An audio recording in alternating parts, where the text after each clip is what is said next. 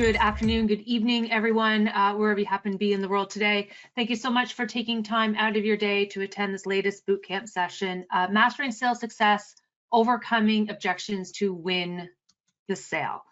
So if you've never attended any of my boot camps before, my name is Stephanie Hammond. I am the head nerd here that's responsible for all things sales and marketing related. I've been with Enable for a little while. I've had a variety of different roles. If you need to get a hold of me, you can see that my contact information is there on the screen, my email address, my LinkedIn. So if you're on LinkedIn, I'm on LinkedIn, and we should be linked together. Now, just a couple of housekeeping reminders before we get going. All attendees on mute. That's just maintain call quality. But if you have any questions as I go through the material today, don't hesitate to put them into the question panel. I will do my best to answer as many questions as I can live. If for some reason I'm not able to answer your question live, I do commit to getting an answer back to you either later on today or tomorrow once these boot camps wrap up. This session is not being recorded. The reason being is that there is already a version of today's boot camp that has been recorded. It's been uploaded into Enable You underneath the Heads Nerd section. Just go into my particular area of Enable You and you will see a copy of that boot camp there.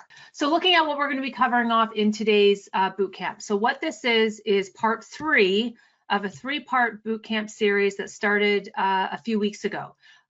We spent time in January really focusing on lead gen, marketing, how to build up your online presence, how to fill that top part of your funnel. And then when we started this series is all focused on the MSP sales process. And so the idea is that your marketing worked, you have someone that wants to meet with you, what do you do from there? And so we've been talking about taking a prospect through that sales process. And it started about 3 weeks ago where we talked about the first step of the sales process, which is that discovery stage, that initial qualification stage. We went through a series of questions and the flow of questions and how to structure that whole conversation to ensure that there's a good fit between your MSP and their business. And then what we did is we moved into the assessment stage. So if there was a good fit, then you had to go do a technical and business assessment and make sure that, this was your information gathering stage. This is the information that we're using to kind of build our story so that we can get to today's boot camp, which is all around how do we take that material and build a compelling proposal around it. So we're going to review, some of the common components that make up a good sales proposal. And then following up, we're going to be talking about the negotiation process, a strategy that you can use to help prevent your deal from stalling, keep it moving forward so you can get that closed signed deal at the end. We'll talk about some tips on how to present your proposal. And then in the back half, we're going to talk about objection handling techniques, tips on how to best respond back to your prospects' most common objections. And then we're going to finish off by reviewing the importance of conducting a win-loss analysis on your deals because we can't measure the success of our sales process or know where to make tweaks or improvements if we're not speaking to customers and prospects after the sale, whether we won it or closed it. So we're going to go through just a simple exercise to go through so that you can continually work to improve your sales process, so we can improve our close ratios. All right, so let's get into how do you prepare a sales proposal? What goes into a compelling sales proposal? Every MSP, I do believe, should be using a sales proposal as part of their sales process. And the reason being is that when you think about the typical managed services sale and the whole process around that, it's a pretty complex process, especially if you have been with me the last 3 weeks. Business proposals are that key piece of a complex sales process because a business owner, when they're thinking about an MSP, it typically is more than just price when deciding to partner with a new MSP. And so a proposal puts the business owner's requirements, their priorities into context where hopefully if you've done it well, it's favoring your MSP services. And it can be used as another way to educate the business owner about the capabilities of your MSP and how you can serve their needs that they've communicated to you. So because of this, I really do believe that every MSP should be utilizing a business proposal when you get to this final stage of the sales process. Again, to differentiate, educate. You can use it, if it's done well, you can actually use it to set yourself apart from other MSPs, if the business owner is considering, you, the incumbent, and maybe some other MSPs in your area. So thinking about what do we need to include in that sales proposal, and that's what we're going to talk about first. You'll see that in the handout section, there is a sample proposal template there. And I've also created a sample PowerPoint presentation if you feel that you may want to have a presentation, as you're talking and presenting your proposal to your prospects. Now, if you have a sales proposal in place, it may be very different from what you'll see in the template that I've created. And the reason is that when I was building this boot camp, I solicited partners, would you be willing to share your sales proposal with me? And I received so many sales proposals. It was lovely. It's so kind that so many MSPs wanted to help me in my research for putting this boot camp together. But I realized very quickly that I couldn't use most of them. And the reason being was that the majority of them, I would probably say 85, 90% of them, they were just far too technical. And they were littered with graphs, charts, metrics, percentages, and that's not really what your sales proposal should look like. If you put yourself in the shoes of who your typical client is, who your typical prospect is, if we're talking about the traditional managed services client, it's a non-technical business owner. And if that type of person was attempting to read through that type of proposal, and we're trying to base their decision on whether to go with you or not on graphs and percentages and metrics and charts, it makes it for a very underwhelming proposal, but also a very confusing proposal. And I'm not technical. I'm your typical non-technical business owner example. And so from those sample proposals that I was sent, I really couldn't figure out what that information was trying to tell me. But more importantly, I couldn't figure out why I should care about that information and how it was going to actually help me in my business and solve the challenges that my business was experiencing, and how it was actually going to make my business better. So it's kind of my cautionary note that if you have a proposal that kind of looks like that today, when you go to look at mine, it's going to be completely different, because the template that we're going to go through is going to be focused on the things that non-technical business owners, non-technical CEOs, it's focused on what they care about, and it's in a way where it makes it very easy to understand, especially using layman terms. So before we get into that, just a quick review of what a quality sales proposal is and what it isn't. So a quality sales proposal is not a menu of your services that you offer. We're not selling in an a la carte. We're not selling in a choose your own set of services type of fashion. And you also don't want to offer choices. If you offer choices in your proposal, you're just going to confuse your prospect with just too many options, and it could actually work to undermine your sales efforts, because oftentimes your prospect, they're just going to go with the cheapest option, right? Without really understanding what the differences are between the different options.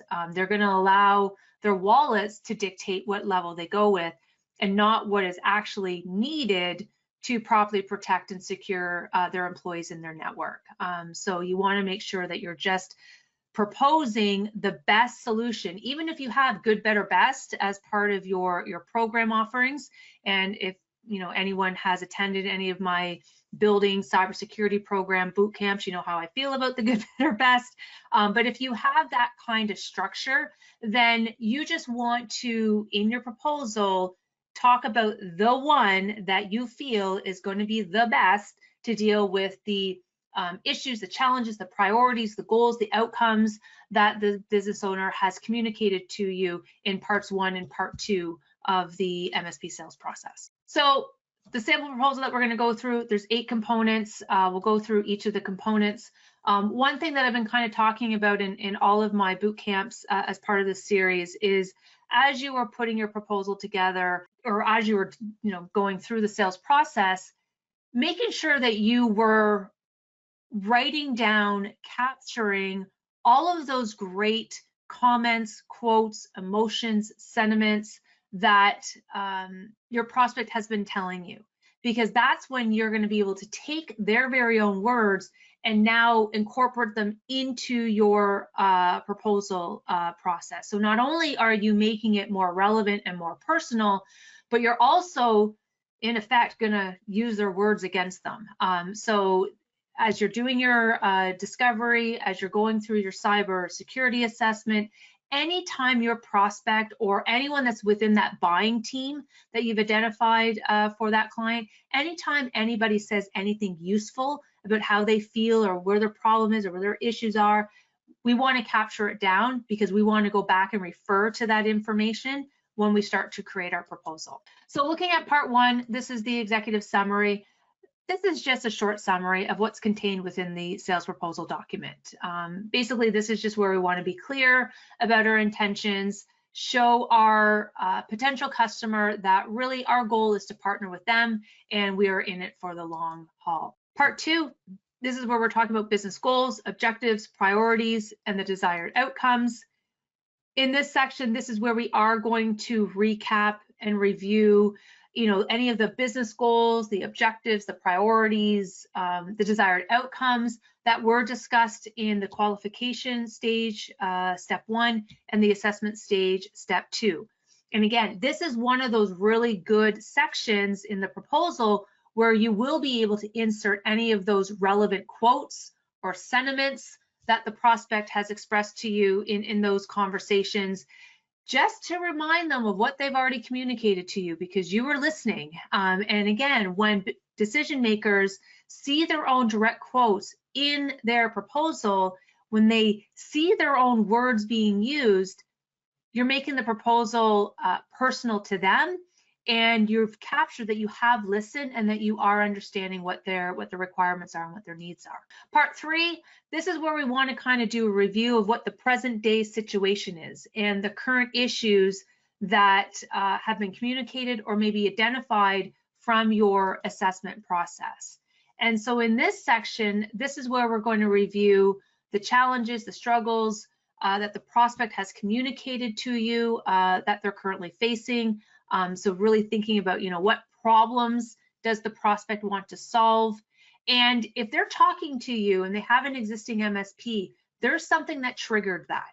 So you want to make sure that you understand and you know pretty comprehensively, what were those trigger events that prompted them to engage with you. We want to put that in this section. And again, this is where you want to really demonstrate that you've listened to them. You understand their predicament. You understand that the issues that they're grappling with and they're trying to deal with. And it's important to include this type of information, and this type of problem statement in this section, because prospects aren't necessarily going to listen to your recommendations if they don't think you fully understood the problems that your solution was addressing. Also in this section, this is where we want to kind of outline, if the prospect is still currently in this situation, detail out, were there other solutions or other ideas that maybe were brought to the table that for whatever reason didn't work? Maybe they weren't fully implemented. So, that's why the customer is still struggling with this particular issue or issues, depending on what they are. And the idea with this section is really meant to proactively head off, those most common objections that you are going to hear from the decision maker, especially once you probably show them the pricing. And so by filling out this section of the proposal completely, utilizing their own words, when you get those objections, you're going to be able to refer back to this section and really kind of use those words against them, because those objections are coming. So this section, issue identification section, is really meant to help you anticipate what those questions are going to be, what those objections are going to be, and so that you can be ready and prepared to answer them. And again, this is where we get to use the prospect's very own words against them and use them to help populate this section and address those concerns. So that's why it's really important that we ask those questions in step 1 and we're capturing what their responses are.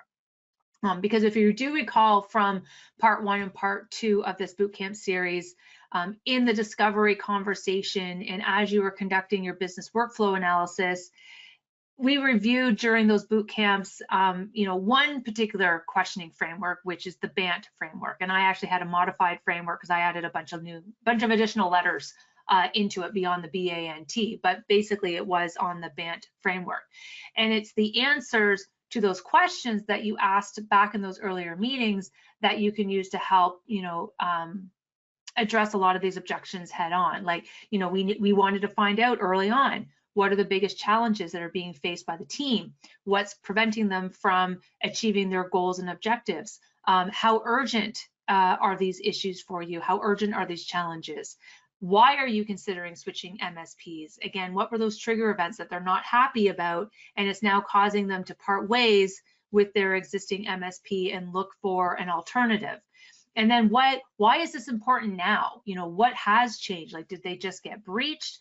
Did they just have enough? Like, what was the trigger point for that?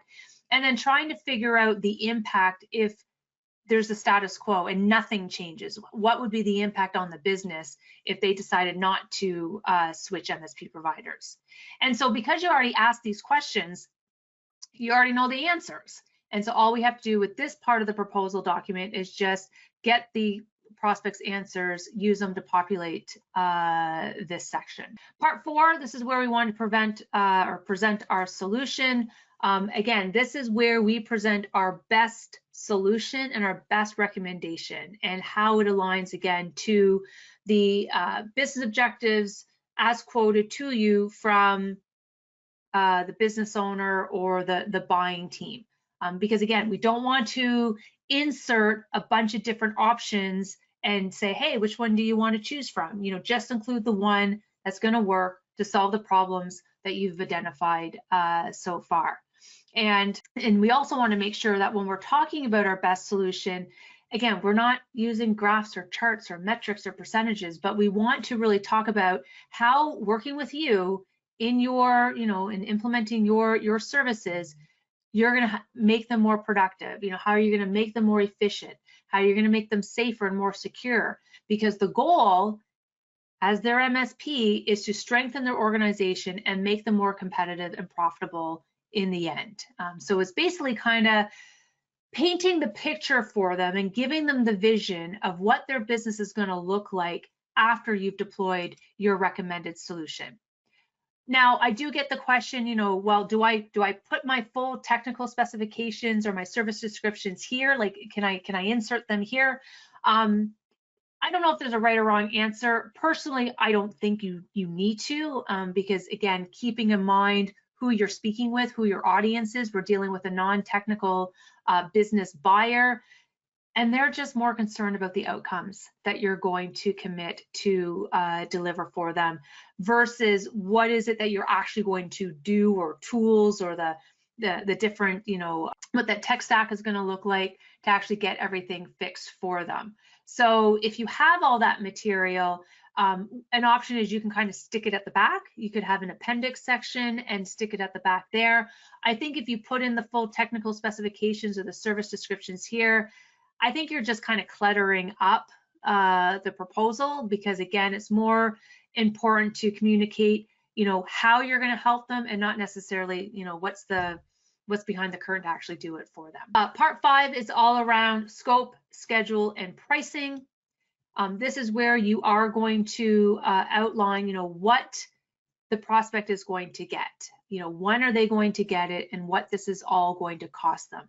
And this is a really important, I think, part of the proposal, because you want to make sure that there's no gray area, because the customer is paying you a monthly fee, and they probably think, if you haven't spelled it out for them, that everything is included in that monthly fee. And that may not be the case. Especially where it comes to higher end compliancy or incident response or 24/7 response. However you structured your programs, you want to make sure that you are communicating very succinctly what they are getting and what they are not getting for their monthly fee. And if you did attend any of my building cybersecurity programs, this slide would be familiar to you. This is, in that boot camp, I talked about 2 different programs, an essential security package, an advanced security package. So say this was a customer where you've met with them, you've done the cyber assessment, the workflow assessment, the initial discovery, and you realize that, yeah, they are just the type of organization where they need to be in your advanced security program. This is where you would outline what they would get as part of that advanced security program. And then when it comes to pricing, we want to be open and clear and specific on what is included and what's not included in that monthly fee. So again, making sure there's no gray areas when it comes to what's in scope and what services you're going to provide and what's out of scope and is therefore going to be billable. Because again, assumptions are killers. We don't want to have any assumptions between you and what the customer thinks that they're paying for. So one of the other best practices is to keep all of that pricing information together in the same place within the proposal, because if it is scattered throughout your document, prospects may overlook some of the pricing details, and that's only frustrating, right? Because you think you know what the price is, and then because you didn't piece it together or you missed a certain section, all of a sudden something costs more. That could really be a deterrent in winning over that client. So dedicate this portion of your proposal to all pricing information, because we don't want to unintentionally blindside our prospect later on. And pricing is always kind of a scary thing, I think, for us salespeople, because we're worried that as soon as we show the price, we're going to lose the sale. But stats show that price only represents like 9%. So it's not even like a full 10% of the total B2B purchasing decision. And so there's a lot of other factors that go into why a business will opt to partner with another business, and price is like 9% of that total buying decision. So it shouldn't be something that we should be scared of or avoid or putting off discussing. It's just basically a fact of the buying and sales process. Like, we just can't get around it. But in saying that, ballpark pricing should have been addressed earlier on in the sales process with your prospect. That's why we included an entire budgetary line of questioning as part of that discovery and qualification stage back in step 1, so that you can assess early on if your prospect may have unrealistic expectations around what it costs to work with a quality professional MSP organization like yourself. And it would be at that initial stage of the sales process where if you found out that the prospect has an entirely unrealistic view of what a proper security and network management program looks like, or what it would cost, and if they told you now that they didn't allocate sufficient funds or budget something like that, and now they're asking you for a discount or reduce your fee, then that could have been an opportunity for you to determine, well, maybe this isn't going to be a good fit, right? So we want to kind of find that out up front to qualify in or qualify out that particular prospect. And then at that point, you haven't really wasted that much time, right? Like, you've only, they responded to something of your marketing, you lined up a meeting, you start kind of talking about what they need, what they want, what's missing, talking about where you might align to that. And if it comes up where they seem to be very price sensitive, or they don't have the budget for it, and you kind of can't talk them around that, then this may be the time to cut ties and move on. Because that, when you get to this part, stage 3, the closing stage, proposal stage of the sales process, that shouldn't be the first time that your customer learns of your price range or your estimated program costs. And so by discussing pricing earlier on, you get it out of the way. And then I think that's a great thing, because then it leaves time in the rest of your sales process to really talk about, your business benefits, the value, the impact that they can expect to receive from you by partnering with your MSP versus staying with their existing provider. And sometimes, as you've gone through the cyber assessment, the business assessment, you may have decided that there's some upfront project work that has to be done first. prior to the start of the actual monthly managed services contract.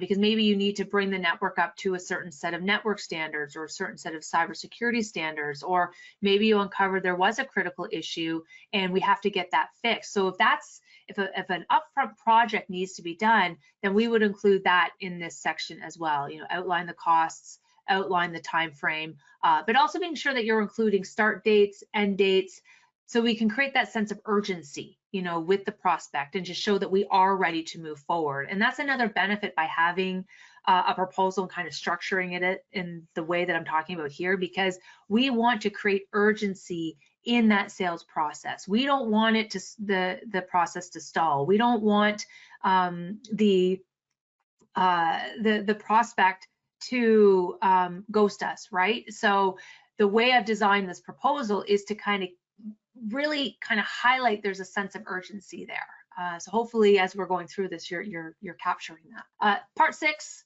is all around next steps. This is just where you outline to the prospect, what happens next, should they accept your proposal, give them an idea of what they can expect from you and your team, but also what you need from them in order to proceed. So if the client is ready to move forward, what documentation do they need to review and sign off on? Who needs to do that? What happens then once the contract is in place? Many MSPs have a welcome package, and so they will send that out. Many MSPs will schedule a kickoff meeting so that they can introduce, key contacts, from their team over to the new clients, talk about the logistics around the onboarding, who's involved in that onboarding, what does that whole process look like? What can they come to expect during that onboarding process? You'll also likely want to talk to them about how they would best engage with your team, should they become a client? How do they get their questions addressed? Will they be assigned an account manager who will be their single point of contact? If they have a technical issue, how do they raise a ticket within your MSP? Is there a portal? So we just can't assume that customers know how to interact with us. So this will kind of give them a little taste of what's to come should they sign on. And then this is where you also would begin to position the concept of your executive business review, your quarterly business review. I know there's MSPs that aren't as diligent of holding their QBRs with their customers on a regular basis, but you should be. That's a whole other topic. That's a whole other boot camp for another day, which is coming up, I think, next month.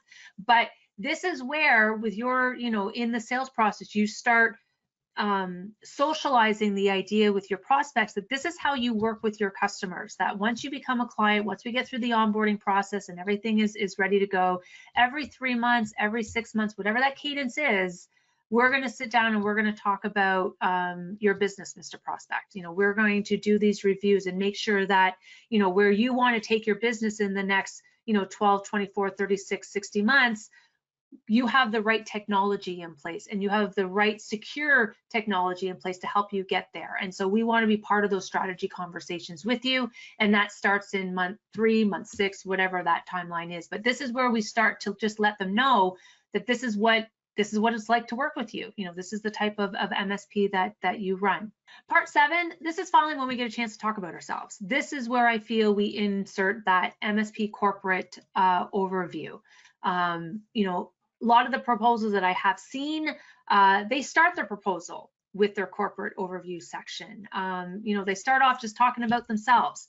But I feel strongly that this should be put at the end, because we want to keep the proposal focused on the customer, focused on their business, their challenges, what they're looking to achieve, and how you can help them do that. But again, we do need to let them know a little bit about us, but they probably have done all their research up to this point, because that's just the way the buying process is now. By the time any person reaches out to a sales person, they're about 70% of the way through their buying decision process, just because of all of the digital media that is out there and the digital content that is out there.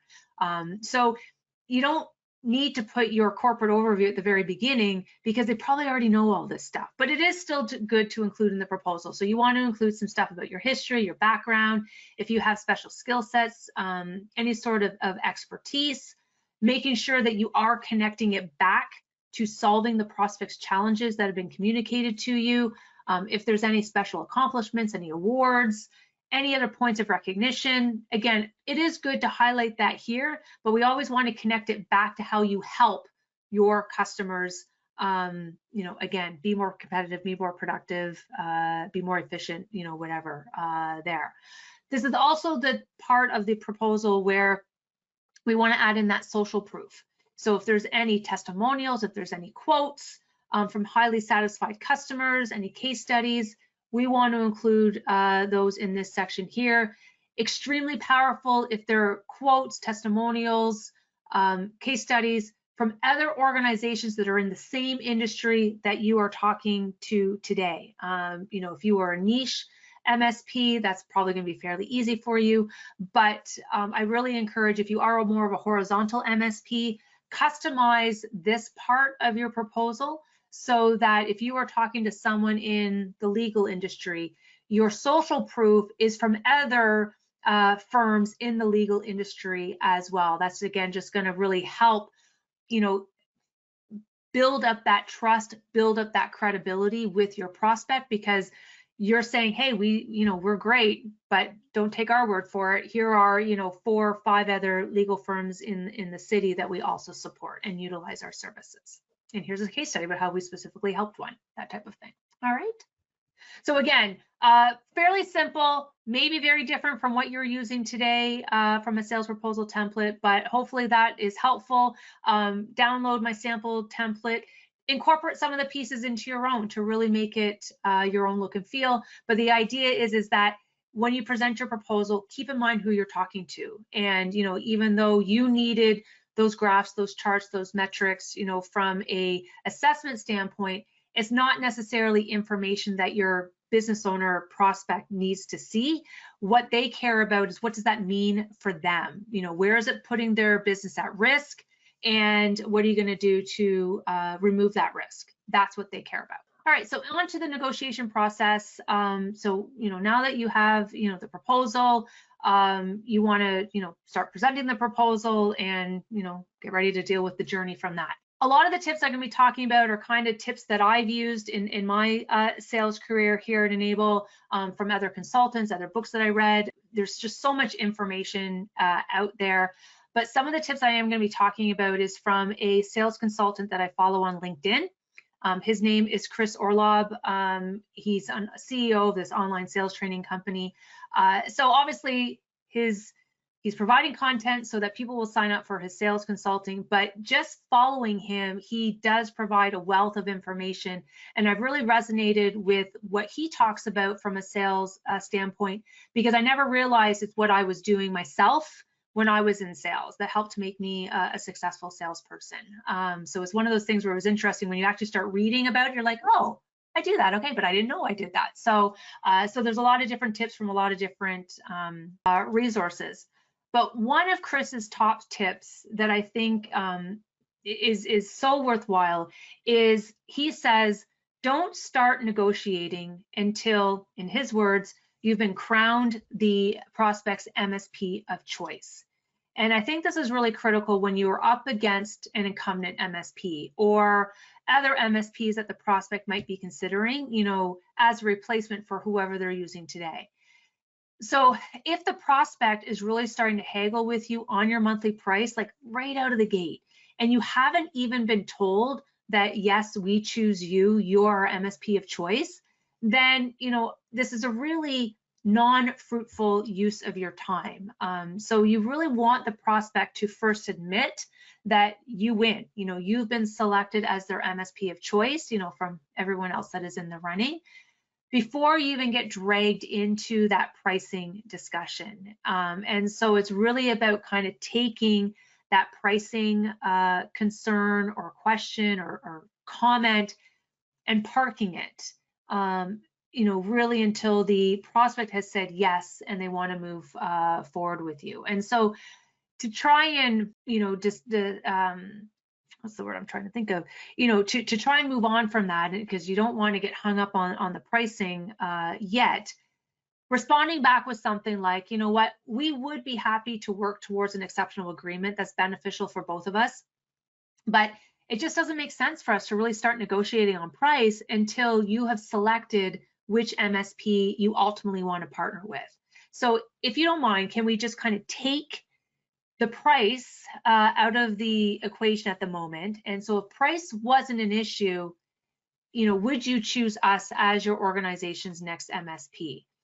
And if they say, yes, we would, yes, we choose you, then we can, we're off to the races. We can start on the negotiation process. But if they say no, we don't think so, then this is where we need to start doing some digging, and we need to find out, what else has to be done, to move you into that pole position in their minds. But either way, we do want to hold off even starting negotiations, talking pricing, until that prospect has really selected you as their next MSP, or all you're doing is racing to the bottom, right? Where the prospect is what they're trying to do, if they're coming at you with price out of the gate, is they're trying to pit you against other MSPs to try and secure the cheapest monthly price. And if that's the mentality of the business that you're dealing with, this is where you really need to think, maybe this isn't the best type of business for us to partner with, because you want a true partner when you're, when you're trying to build a good quality book of business. And so if this prospect is starting to haggle with you and giving you a hard time on price right off the gate, I would see that as kind of a red flag. Second tip is you want to make sure that you're presenting your proposal in person. Don't email the proposal to your prospect. You want to be there. You want to see them kind of flip through it, go through each of the pages. You want to see what their body language is, what their facial expressions are. Those are really, really critical. And then as the business owner, if you're a business owner listening to me today, you should be at that meeting, leading it alongside the account executive, not to discount the importance that the account executive plays in this whole process, but you want this to be kind of a business owner to business owner type of discussion. You're essentially selling yourself and your team. The prospect's buying you and your business. So as the MSP owner, you do want to be in attendance at that meeting. The fourth tip is probably maybe a little bit of a controversial one. I'd be happy to hear your thoughts on this, but I do believe that you should be providing a written copy of your proposal to everyone that's in attendance at that meeting. And the reason I say this goes back to part 1 of this bootcamp series when we talked about the buying journey.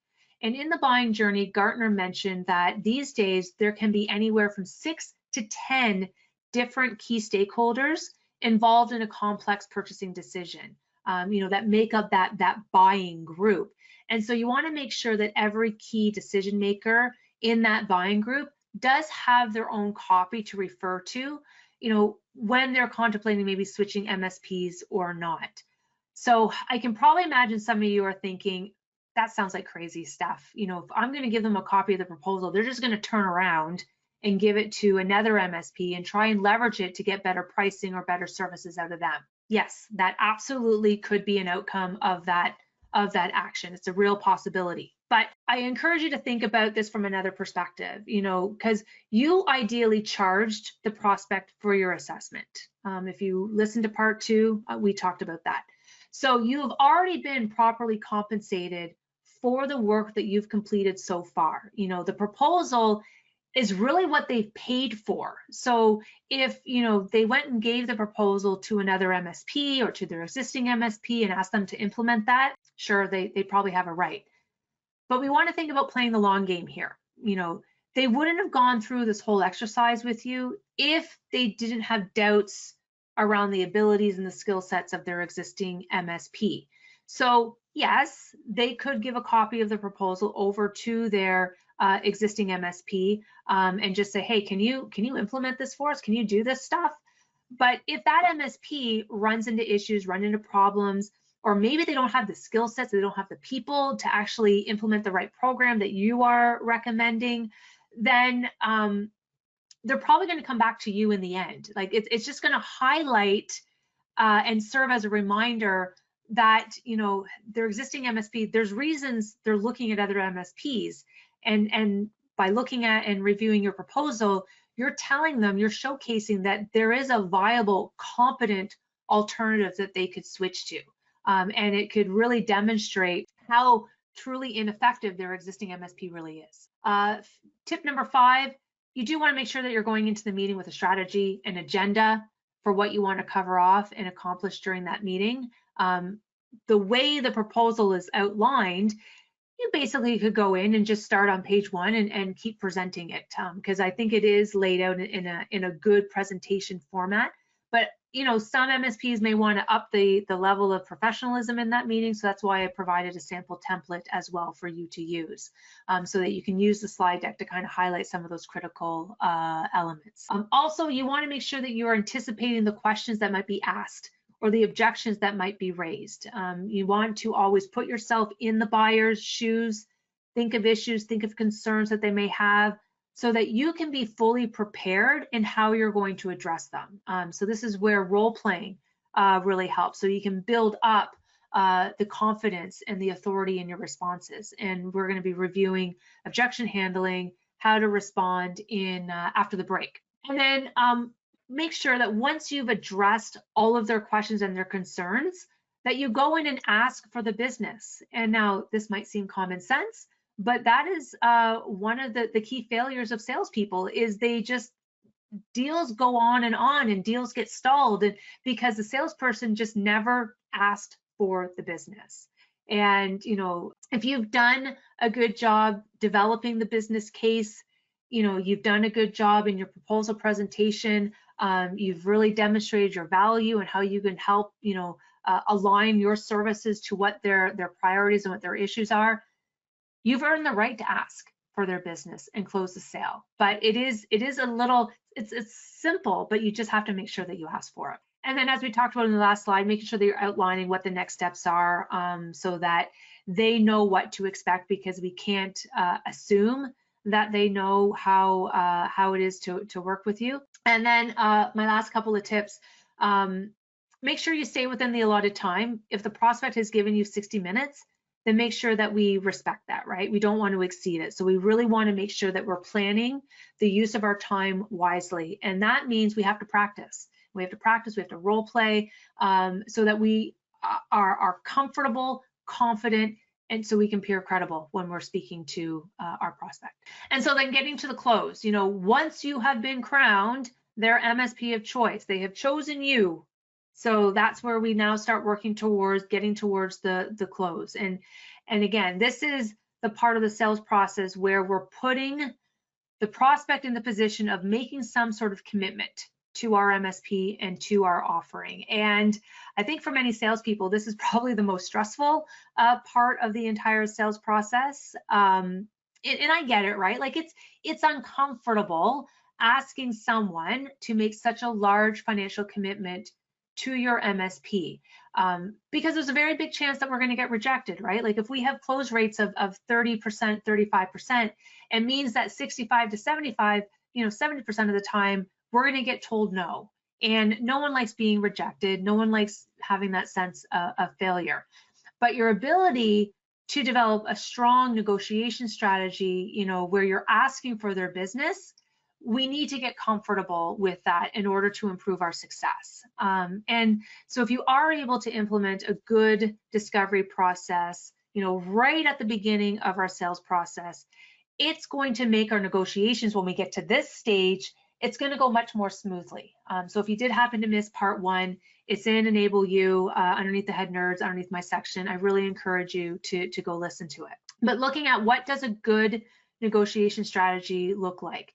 And again, some additional insight from Chris that I'm referencing here, because again, there's so many different strategies out there. There's so many books out there that talk about, you know, how to get to the close. But I like Chris's approach and in his outlook on training, because one, I didn't realize this is what I was doing. So I was already doing this and it was working, but I just didn't know this is what I was doing.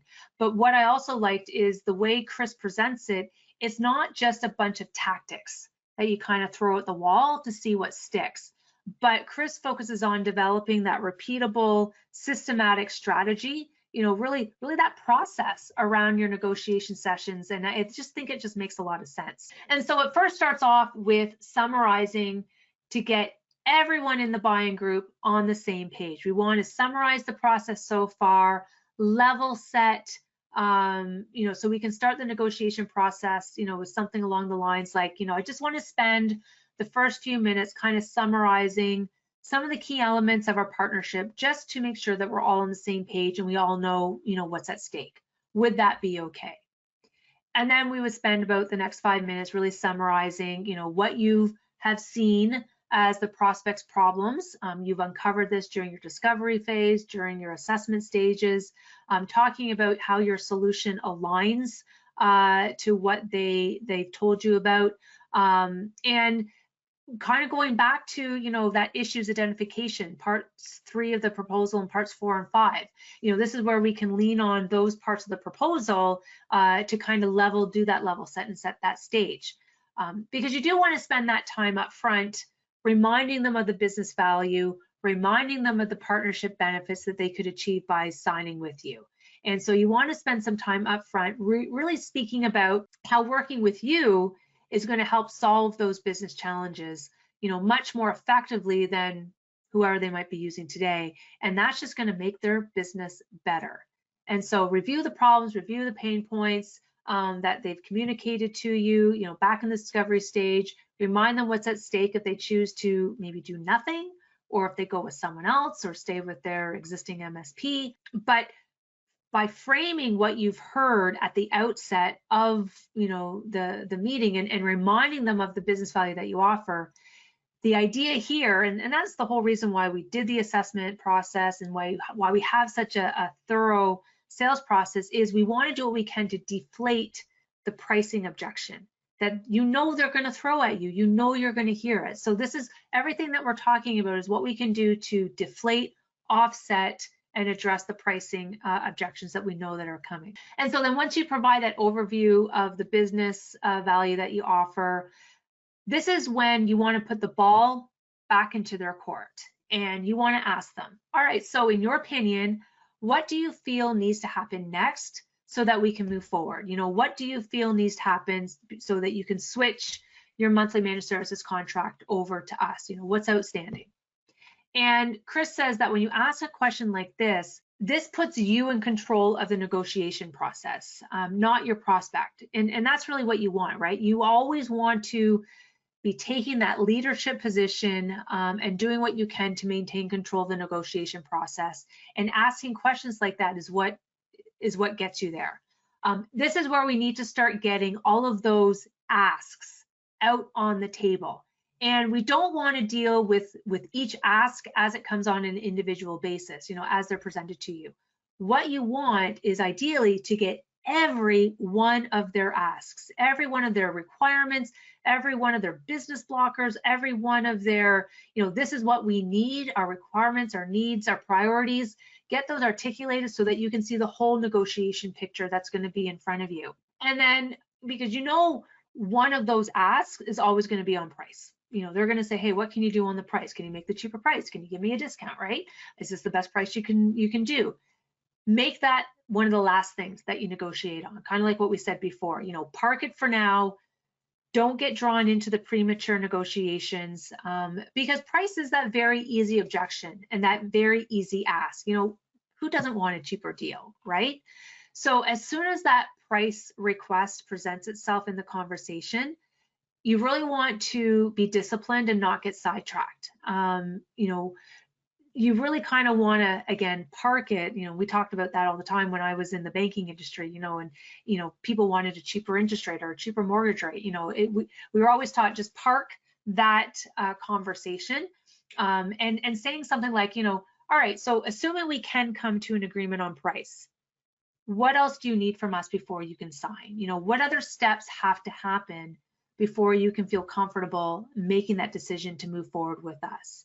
And you want to keep asking the prospect that question until the prospect finally tells you, okay, I think we're good. I think we're good. I think we'll be ready to sign. And then it's only once after you've asked all their asks, you then want to summarize them. We kind of want to take our list that we've created, restate them back, all those asks, and so that you can begin working towards that conditional close. And so kind of as you're repeating the ask back to them, saying, all right, so if we can come to an agreement on A, B, and C, in your mind then, is there anything else that you're seeing that might prevent you from making the switch over, assuming, we will be coming to an agreeable price. So we don't want to discount it, we don't want to be dismissive, but we don't want that to be central to our conversation.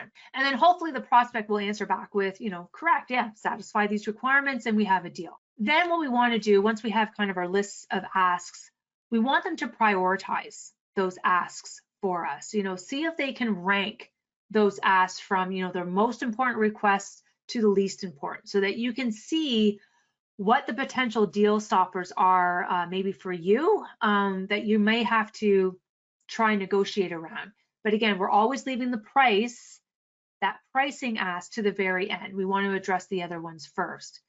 And so as you're going through each priority item, you want to then ask them to explain or qualify why, that particular ask is a priority for them. Why is that important to them?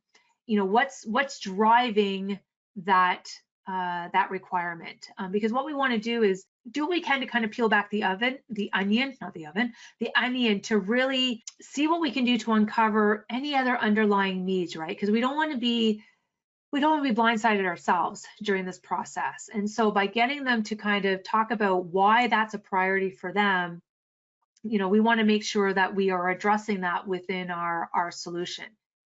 And as they are telling you their asks, you don't need to blindly agree to everything that is being asked for. Whatever, whenever there's really big asks in the sales cycle, it's important to find out what still has to happen, after you've completed that ask. Because the last thing you want to do is, start knocking off a lot of their big asks and say, all right, thinking the deal is pretty much a done deal, only to find out that, yeah, you've said yes to these 3, but there's like still 6 more to go. So that's why it's really important to get them all on the table so we can get an understanding of that clear picture. And then if the prospects keeps coming back and bringing that pricing question up, then what you want to do is try and figure out why. Why is this pricing such a concern for them? What's driving that price, that lower price option? Is it because they're not sold on the business value that your MSP can provide? Are they, not sure about your certifications, your qualifications? Like what's driving that need? And then once you've kind of gathered all the asks, you fully understand their order of importance because they prioritize for that. That's when we can start the negotiation process. That's when you can start determining, what you will and what you will not agree to, what you will give so that you can get, that will help you move closer to getting that deal signed. And the idea here is that for every give that you give, make sure that you get a get back from the prospect. So anytime you're willing to give something to the prospect, make sure that you get something back in return. And whether you give a discount or give some sort of pricing concession, I never feel we should give discounts on our monthly services, but maybe we give a pricing concession on the upfront project, that is needed a kind of baseline. Or maybe you tell them you charge an onboarding fee, but you're going to waive that onboarding fee. I've seen a lot of MSPs do that. Or you're making some other concession that the customer is asking. Make sure you get something back in return from that prospect. Like maybe you get a case study. Maybe you say, hey, look, once we get through the onboarding, we get everything working, we're humming along nicely. We would love to be able to bring in our editor, our writer, and we'd love to do a case study on your business, highlighting your business, the challenges that you're having, and then how our partnership is working to improve your business. If we give you a concession on this, would you be open to helping us from a marketing standpoint? Or maybe if you give this, will they commit to, maybe it's end of month or end of quarter, would you commit to a quicker close date? It actually doesn't matter what that give and get dance is. What you're doing with this process is you are training your prospect that every time they ask you for something, every time they request some sort of concession, they have to expect to be willing to give something back in return. And I think, It's a very smart tactic. Again, one I didn't really recognize I was doing until I, started following Chris and reading his stuff. But what it does is it works to slow down the pace at which the concessions are being thrown at you from the prospect. And it's going to get the prospect to really think a little critically about what they truly want out of the negotiations, because they know that for every concession they ask for, they're going to need to, give something up in return. Because if you just give in to every concession that they ask for without making it known that you do require and expect something in return, it kind of equate it to parenting. If there's any parents out there with your kids, they're just going to keep asking and they're going to keep asking and expecting you to give in every time they make a request for something, because you are, making it so easy for them and you're being so accommodating to their requests. So it's kind of like kids, that if you don't set up this kind of give and get expectation, prospects are going to keep pushing your boundaries and they're going to keep pushing their luck to see what else they can get from you. And another thing that I used to do when I was in sales that I found worked really well for me, whenever I heard a concern or I got an objection from one of my partners I was speaking with, I would go and I had a separate book, and I would go and write that objection down in my notebook. And by taking the time to do this, it accomplished a couple of things. The first is that it forced me not to immediately react to that objection that the partner, the MSP, told me. It forced me to kind of pause, gave me some time to collect my thoughts, because I was open. I said, oh, just let me, Doc, I'm just writing these things down, right? I'm a big note taker. So it forced me to, take some time to collect my thoughts, think about what my clarifying questions were going to be, so that I could determine what was going to be the best response back to that. And then it also helped me in my post-sale debrief that I always would conduct on myself afterwards, that I'm also going to take you through in this back half section as well. And also by kind of writing down each objection that I received, what it ended up doing was actually allowing me to create my own sales training run book for myself. And so that every time I got a certain objection from an MSP, if I had devised maybe a good way to respond back that seemed to have resonated well with the customer, where it ended up resulting in a signed deal in the end, I wanted to document that conversation in my personal run book. And as I was doing my prep, for maybe the next time I was having a sales call, I would kind of remind myself that if I get this objection again, I said this is what happened, and this had a good outcome. So I can try and replicate that in another sales situation. And because we all have that in sales, right? Like, you have a great conversation with the prospect. They, make a comment, they give you feedback, they have an objection. You come out with this fantastic response that seems to really resonate with them. You want to document that so you can remind yourself for future sales calls. So I just kind of wanted to put that tip down there as well. But there's typically 5 common sales objections that you're going to want to anticipate and be prepared to answer. They generally center around, price or lack of budget, lack of trust or credibility, concerns over quality of service, or lack of urgency, or that desire just to kind of keep with the status quo. So looking at, the most common ones, we're going to start with price, because it's probably going to be the most one that we tend to deal with on a daily basis. But kind of going back to that stat that, we shouldn't be worried about price, because out of the whole buying decision-making process, the price only represents less than 10% of the entire decision. But I understand that, even though it represents less than 10%, it probably makes up close to 100% of the objections that we have to contend with. And it makes sense, because there is a lot of risk involved with switching service providers. It can be scary for business owners to kind of fire who they're using today and start a relationship with someone else. But because of that, price is kind of the easy one, for prospects to throw out there. Because if there's risk there, well, maybe if I can get it at a cheaper price, then the risk isn't going to be as much. And so objection number 1, your prospect could tell you, you know what, your proposal is much more expensive than what we were expecting it to be. It's more than what we're currently paying with our existing provider. So if you hear something like this, you don't want to be tempted to jump immediately into kind of the save the sale mode. because it's not really a pricing objection when you hear it like this. You know, the prospect's just sharing some information with you, and what their hope is that by saying this, your next move is, okay, well, we'll offer you a discount then, or we'll, you know, take some monthly fees off, or, you know, we'll match, you know, what you're paying today.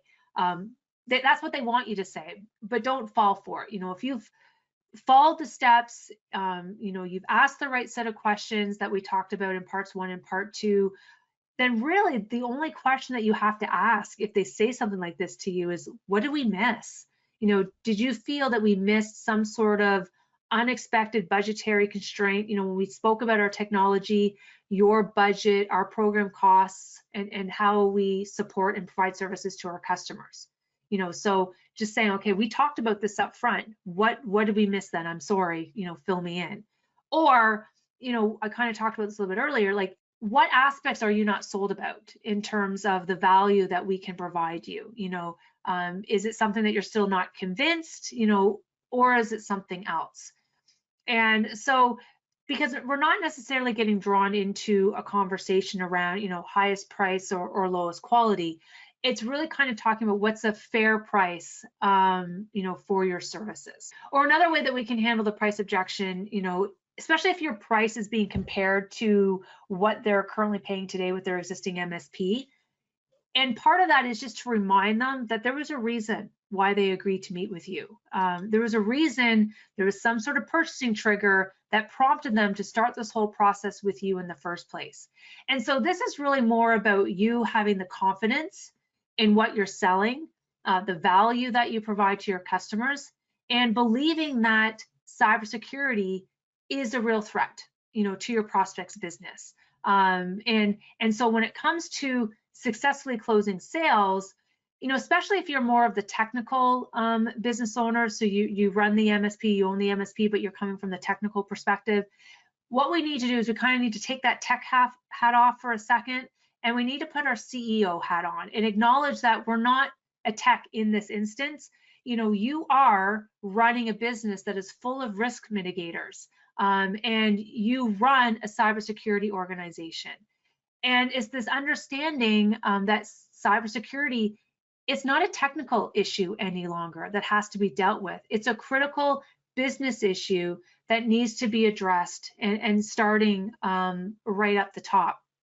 And something popped up in my feed actually yesterday, and I forget who posted it, but it was the story about this UK business owner. He ran a delivery service in the UK, and it was a family business that had been around for 150 years. And the comment he made in the article was, we spent 150 years building up this business. It was wiped out in less than 3 months because they got hit with a ransomware attack. They got hit with a breach, and the result was just because poor cyber hygiene. The business owner did not see the value in proper cybersecurity, didn't implement it, and it was just by brute password manipulation that the attackers were able to get in and effectively wiped out, I think he had 90 employees, 100 employees, wiped out the whole organization. So it's this story or this lesson that we need to teach business owners, that cybersecurity is not a technical issue. It's a business strategy issue that has to be addressed. And it starts with, you know, you as the business owner. Because with your services, if you think about it, you are protecting that business owner's livelihood against some unknown entity that can take it away literally in an instant. 150 years, 3 months, out. And if they don't take that proper protection security of their network and their employees seriously. And it's the reason why you just completed a thorough assessment of the prospect's network, and why you're so detailed and meticulous in gathering this information, because you want to use this information to remove price as that negotiating tool and make it so that they can clearly see what's wrong with their existing network setup and what needs to be done to correct the issues that you've identified. You know, through your assessment process, and we talked about that in part 2, the goal is you would have identified holes, you would have identified gaps, in the prospect's network. You would identify gaps in their security protection levels. And so you want to use all this information to determine how much risk, because of this, is their business currently exposed to. Either because their existing MSP might be missing certain things, they may not be, supporting them in a proper way, or maybe they've been laxed and haven't really mandated and insisted that the prospect have, the necessary steps to improve their internal security posture. I'd be very curious. I didn't read the full article, but I'd be very curious to see, what happened that business, either maybe they just weren't educated because the MSP wasn't talking about it. I'm just fascinated about what led, what that conversation was, and I'm probably certain that that business owner would like to go back in time and maybe redo that conversation. But that's the whole goal of the sales process that I've been lining out, the goal of the proposal, because you want to highlight all of this for them. You want to highlight that with your program structure and how you present it via your proposal, you're outlining what needs to be done to reduce and better mitigate their business risk and make them more secure and better protected than what they are presently. So another way that you can kind of respond back if you hear, well, you're more expensive, especially more than what we're paying today, your answer could be, you know what, my job is to protect the livelihood of my customers and their employees. Your network as it stands, because we've just assessed it, is underprotected. And with the current setup that you have in place, there's a very strong likelihood that your business is not going to survive an attack. So based on our assessment, we've identified, what upgrades need to be made to either your network or your existing security protection, what needs to be implemented there. And we've identified what needs to be done moving forward. And this is just what that type of comprehensive coverage costs, because we're not really comparing apples to apples. This has nothing to do with comparing apples to apples. Because of your assessment process, because of the gaps that you uncovered, the findings that you've identified, your proposal should make it evident that you are not like their existing MSP, and that you are different, and that you just take care of and manage your existing client accounts very differently. And so I do encourage you to kind of own that difference, weaponize that difference, be confident to say that, yeah, we are going to be more expensive than who you're using today because of the comprehensive coverage that we provide to our customers, because that's what's truly needed to properly protect businesses like yours. And it's why businesses in, whatever niche or whatever vertical choose to partner with us, choose to work with us, because they cannot risk having their network exposed, having their employees knocked offline, and having their data lost, exfiltrated, and possibly put their business out of business. Some other pricing objections that you might hear, around is this your best price? Can you offer me a discount? Hey, do you have a deal for me? I feel very strongly that you should never offer a discount or negotiate when it comes to your proposal pricing.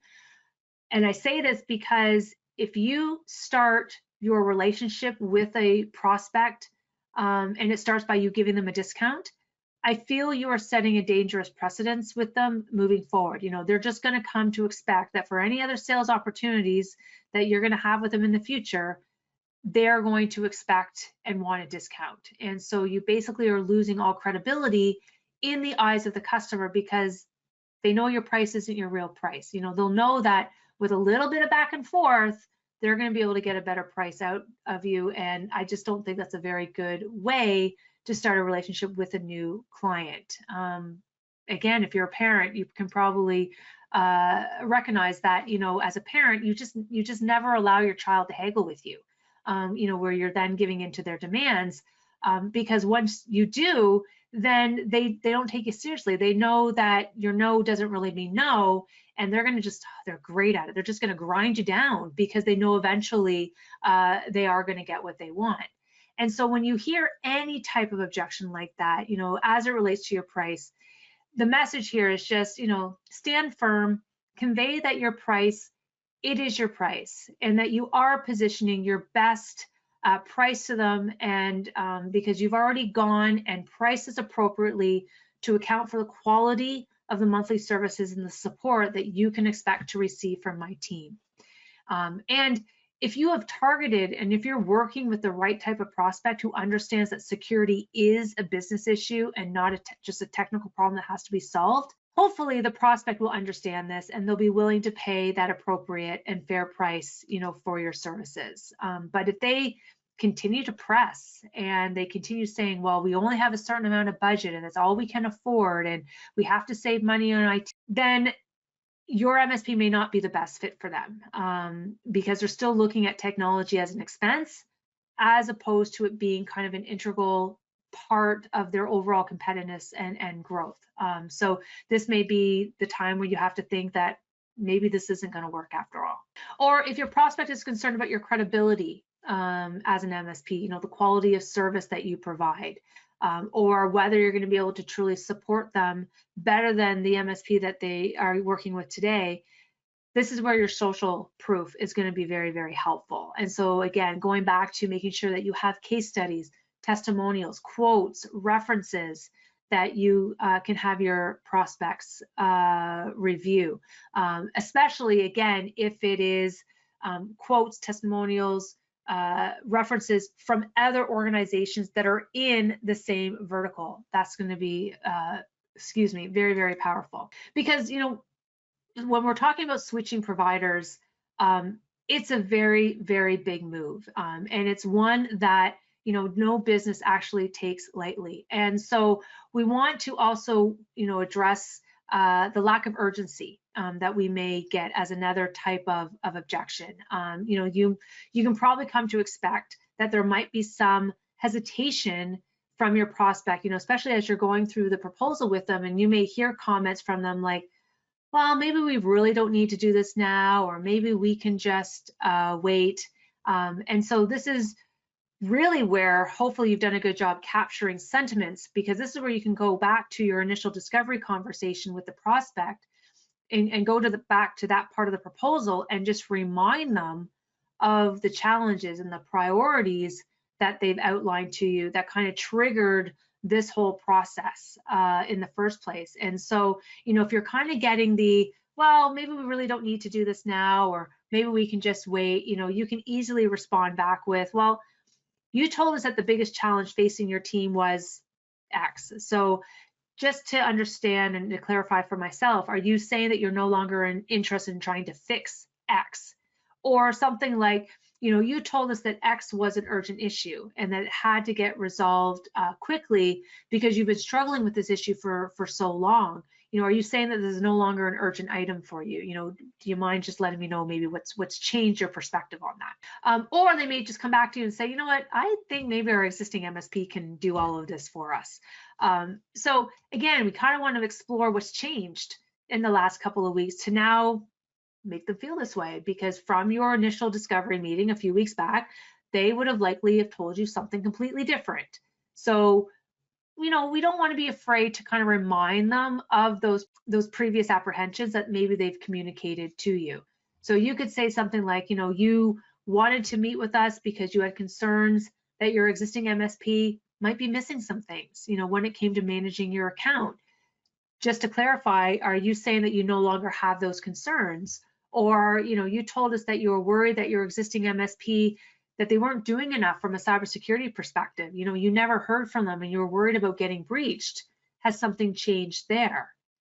And again, this is where we want to kind of use that business impact, line of thought and say, just remind them, what could happen if they keep with the status quo, especially if they don't make the switch, and this is, again, go back to your issues identification section of your proposal and refer back to some of those quotes that hopefully you were able to gather and include in that part of the proposal, just to kind of remind them of some of the misgivings that they shared with you about the incumbent MSP. And so practicing, how you're going to be handling objections, very, very important, because we know that nothing is more detrimental to a deal than kind of letting sales objections go unaddressed until the final stages. We kind of want to see what we can do to head them off at the pass.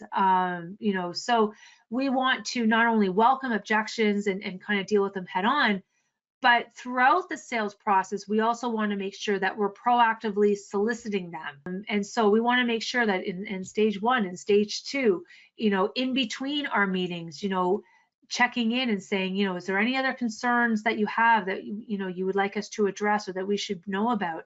Are there any other obstacles outlined of what we talked about that you're seeing that, may prevent you from wanting to switch over to us? Or if you're sensing some hesitation, kind of calling them out on that and saying, you seem a little worried about such and such. I said, what are your thoughts on that? And so when objections do arise from your prospect, what we do want to do is double down and re-emphasize the value and the benefits behind your services. Because when you're involved in kind of a B2B sale, a business to business sale, there's really kind of 4 primary business drivers that you're going to want to make sure that you're continually touching on when you are working through your sales process, especially as you're dealing again with non-technical business owners. And so you want to use these drivers to really reinforce your credibility, reinforce your authority, highlight why you are a better MSP than who they're using today. And so when explaining your solution and you're going through your recommendations, you always want to make sure that you're aligning and demonstrating how you can help improve the revenue generation, how you can help them become more operationally efficient and productive, because we know that poor processes, manual processes, idle employees, very costly to an organization. You want to make sure that you're aligning and talking about how you can help them mitigate, their business risks, how you can help make their organization more secure, because it isn't about if they're going to receive an attack, but it is going to be about when. And when they do, you want to emphasize how your services are going to be able to minimize the consequences of that attack, minimize the impact, and get everybody back to work as quickly as possible. And also talk about how you're going to be able to make them more profitable. How are you going to make them more competitive by either helping them make money or save money? And so I often refer to these 4 drivers as being part of the non-technical business owner's love language. This is what non-technical business owners care about. This is what is important to them. And if you can build your proposal and make sure that you're discussing these 4 drivers, in your sales conversations, in your negotiations, in your objection handling, it's definitely going to help your close rates. And then just some strategies to prevent the deal stall. And we've all come across that, right? Talks that drag on and on. There's no decision in sight. There could be the unwillingness, between the parties to make some concessions or to compromise. There just could be just very tough competition that makes the prospect very reluctant to want to close with you. And so I wanted to offer a few other strategies around how we can kind of overcome some of those roadblocks that could inhibit you from closing your deal. So again, it comes back to just communication, right? Ensuring that you're communicating to your prospect the negotiation process, right at the outset. Making sure that, you've outlined who you need from their buying team from their end, who's going to be there from your end, putting an agenda together, making sure that you're circulating the agenda ahead of time, getting their input if there's anything else they'd like to see in the agenda, and making sure that you're communicating what the outcome of the meeting is that you would love to come together with a signed deal. And then continue to keep the conversation focused on the benefits that they can receive from signing with you. Going back to those 4 drivers that we just talked about, making sure that it's in your sales proposal, in your sales conversations, making sure that we don't avoid having those hard conversations to get the deal back on track if you see it veering off course. Typically as salespeople, we don't run from hard conversations, but maybe if you're a little bit newer into sales, you're still kind of learning and finding your way. If your spidey sense is telling you that there's something going wrong with your deal, don't be afraid to call it out.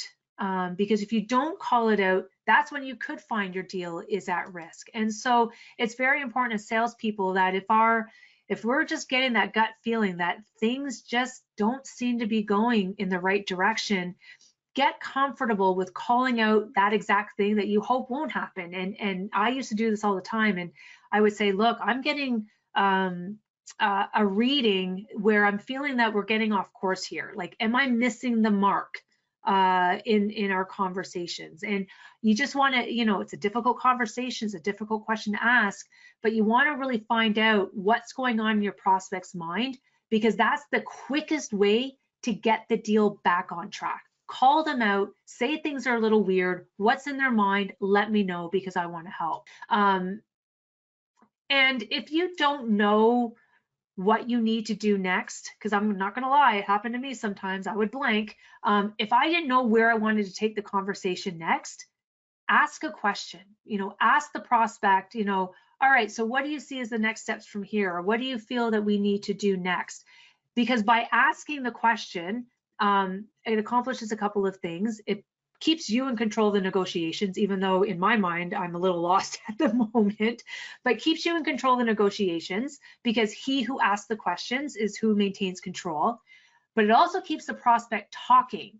And it's through them continuing to talk that most of the time they're going to give you more information, and that's information that you can latch on to kind of bring you back in, and it could maybe give you another question to ask, or another direction to get that negotiation or that sales conversation back on track. And so, when in doubt and you don't know where to go next, ask that question. Also, if talks are going on and on and on, drop a hint that negotiations are done. Or, don't be afraid to shut negotiations down altogether. Your time is valuable as a sales professional. And it's either yes, you're going to sign, or no, you're going to not. I need to move on, and you need to move on as well. And talks may go on and on because your prospect just feels that they might be able to get something more out of you, or maybe they're hoping that you're going to concede on some additional items that may be outlined in your proposal. But if you feel that you've addressed everything and that talks are done and you don't plan on giving any other concessions, then don't hesitate to say, you know what, I think, we've reached an agreement on everything, and I think our negotiations are finished. And then see if they offer up anything else at that point that has to be discussed. Or maybe just bring up some little detail that needs to be agreed upon, like, the start date of the onboarding process, and say, look, let's just figure out a start date, and then we can settle and we can sign and move on. Because what this does is this communicates to the prospect that, as far as you're concerned, this is the last piece of business that has to be taken care of. And so if you act like things are settled, or mostly settled, and you make it known that you're not in the position to discuss any other concessions, hopefully this will get your prospect to likely start moving towards the close as well. Also, very important to make sure that you understand and set your limits. Very important as salespeople. When you are prepping to present your sales proposal, you want to make sure that you know two things. One is that you understand your target point, and that's just our goal. That's our ideal best outcome that we're hoping for at the end of the negotiations. We also have to know what our resistance point is, and that's what our limit is. What's the lowest offer or the lowest outcome that we are willing to accept? And then it's the range between these 2 points. That's our bargaining zone, or that's our area in which an agreement can be reached. And so you want to make sure that you have a clear idea as to what you want and don't want out of the negotiation process. And we want to be direct in our communication and know, when there is a deal or when there's not. And then building on this, and it might be kind of a little bit of a risky or counterintuitive move, but if negotiations are getting heated, or if you're being asked to compromise or sacrifice to the point that it's going to harm your MSP or lessen, your profitability, or lessen your ability to properly, support that client or support other clients, again, it might just make sense to walk away. So you need to know what your limit is in terms of your negotiations with prospects, where you may actually walk away. You need to know when a deal no longer seems viable and when it is time to end things and move on. And so it is important to understand kind of what that bottom line is, because if you try to figure that out or ascertain what that is during the heat of the negotiations, you could end up making a mistake that could be detrimental to your MSP. You don't want to figure that out in the moment. And you can just say to your prospect, look, it doesn't look like we're going to be a good fit, for your business after all, for whatever that reason is. Maybe it is best that you stay with the status quo, stay with who you're using with today, or, another MSP, because it just looks like, we support our customers in an entirely different manner that aligns to cybersecurity best practices that doesn't seem to align with the way you run your business. And so no hard feelings. Thank you for your time. And then, maybe walk away. And then hopefully by you saying this and then realizing, oh, they don't want me as a client, maybe it might propel the conversations again and help you move that deal forward. But if the prospect calls your bluff and the deal dissolves, that might actually not be a bad thing, right? At the end of the day, negotiations, they should be a win-win for both parties. Both parties should be able to walk away feeling satisfied. And if that's not happening for your MSP, don't allow a prospect to manipulate their way into a better deal that puts your MSP and your livelihood and the livelihood of your employees at risk. It's just far better to politely walk away. But despite all our best efforts, the reality is that we're not going to win every deal. Even the best salespeople in the world, and my husband, I would say, is one of the best people I've ever come across in the sales world. Even he doesn't have a 100% close rate. It's probably still 90-95, but it's not everyone has a 100% close ratio. So we always want to be thinking about what can we do to increase the odds that next time you'll have better success. And if you aren't in the habit of conducting, some sort of post-mortem at the close of every deal, win or lose, I really encourage you to start incorporating that into your sales process. This win-loss analysis, what that does is just really allows you to do the research and to explore why sales have been won, why sales have been lost. And it helps you get a better handle on the overall buyer's experience from the moment that they begin to engage with you, like your marketing worked and they want to talk with you, all the way to where the deal is signed or they decide to walk away. And it's really important that this is done after every encounter, after every deal, because the outcomes and any little micro lessons that you learn from that debrief, what we can then do is incorporate that back into our sales process. So we're continually working to improve it. And there's some good stats on why we should be making this a priority with our MSP. 84% of businesses say that their markets are increasingly crowded. 53% say the majority of their sales are very competitive. And I think it's very important now more than ever to understand why you win or why you lose. There's 338,000 MSPs, IT partners out there globally today delivering some sort of managed services. Last year in our Horizons report, it was 335,000. We just dropped the 2025 Horizons report yesterday. That is now up to 338,817 was the number that Canalys said. So the MSP industry is incredibly competitive. And so you want to figure out why you are winning and why you are losing, so that you can work to really carve out, your own niche within that highly competitive market. Other stats say that teams who do regularly conduct win-loss analysis do outperform those that didn't. Teams that do their win-loss, they saw their win rates actually increase by over 14%. And 74% of companies that were surveyed by the Pragmatic Institute, they're not actually doing anything like this. But 68% of them that do this rate it as a very important, critical element that has helped increase their sales and drive more revenue. And I think just makes sense, right? If you can uncover the details around why you won or why you lost, those details are naturally going to help make your sales process much stronger, especially in the next go around. So looking at what do you include in a win-loss analysis, this came from a really good blog by HubSpot. Everybody should be subscribing to HubSpot's blogs. There's such great material there from a sales and marketing perspective.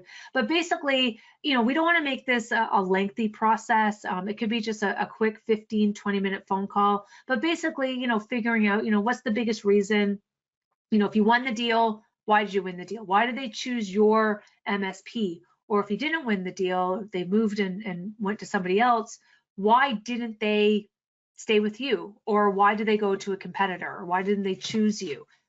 Because you want to make sure that whatever their reasons were for winning, we are capturing that in our marketing, that we're capturing that in our content strategy, marketing strategy. That's all fantastic information that we can build marketing around.